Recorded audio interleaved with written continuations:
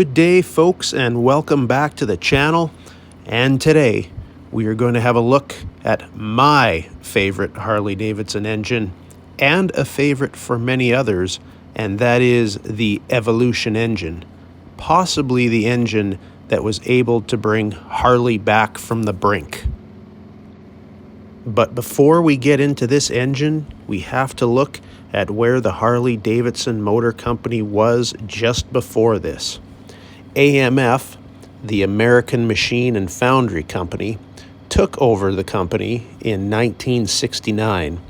While this did save Harley from impending bankruptcy, this led to possibly the most hated time in company history. And moving into the 70s, the American economy went through a recession, and Japanese companies such as Yamaha and Honda were coming on strong. In 1981, Harley was purchased back from AMF by 13 Harley executives. One of these execs was none other than the legendary and father of the Fat Boy, Willie G. Davidson. At the time, Harley was using the shovelhead engine, which it had been using since 1966. With the company execs back in charge, they started developing a new motor. They wanted an engine that would be reliable, had better cooling, and used less oil. This motor turned out to be the Evolution, or Evo for short. I suppose it's also been called the Blockhead from time to time. The Evolution would use heads, cylinders, and a crankcase that would all be aluminum. The previous shovelhead had aluminum heads and iron cylinders. As the aluminum and the iron expanded at different rates, this would shear and wear the gaskets on the shovelhead.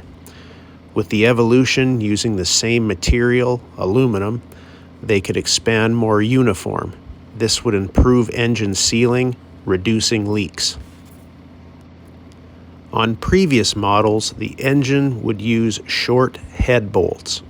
These short bolts could lead to permanent stretching caused by heating. Stretched bolts lead to engine leakage through pore sealing and gasket failure. The Evolution used long threaded studs to retain the head and the cylinder. These longer studs did not permanently stretch due to their greater elasticity. Another previous issue was cooling. Aluminum pistons would expand more and faster than an iron cylinder.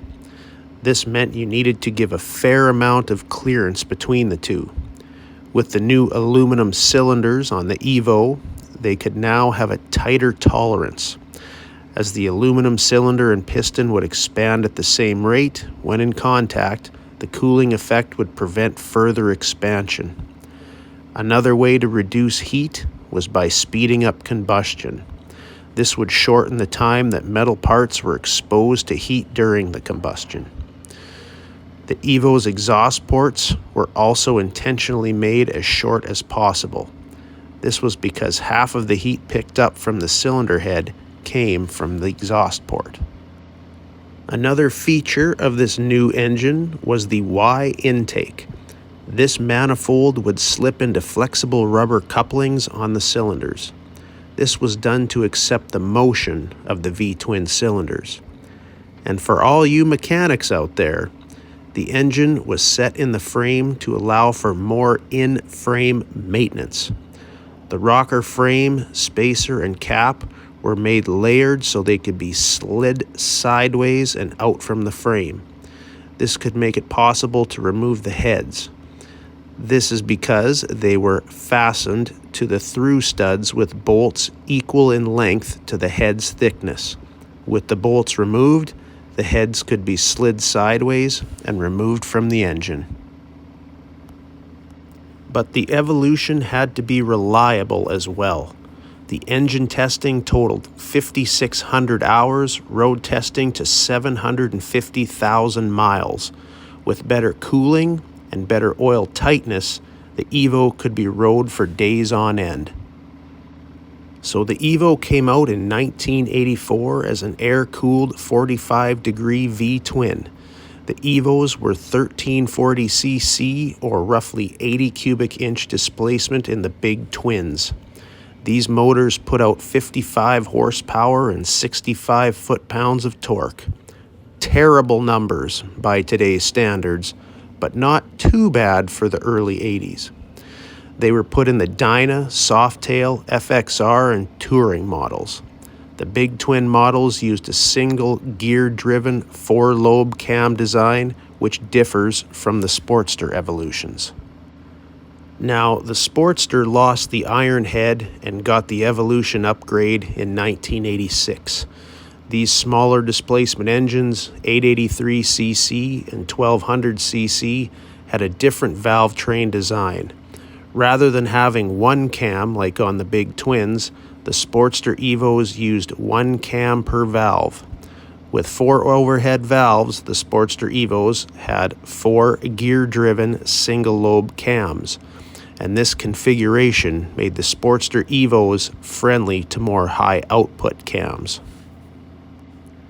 The Evolution remained in Harley's lineup in the big twins up until 2000, when the last Evo was put in the factory custom FXR4. In 1999, the Evos were replaced by the Twin Cam 88 in the Touring and Dyna models, and the Softails got the Twin Cam in 2000. And 2020 was the last year of the air-cooled Evolution engines in the Sportster lineup. Since then, the Sportster lineup has been completely revamped. The new models now come with the liquid-cooled Revolution Max engines. So why are these engines my favorite? I guess it could be because I grew up on these engines.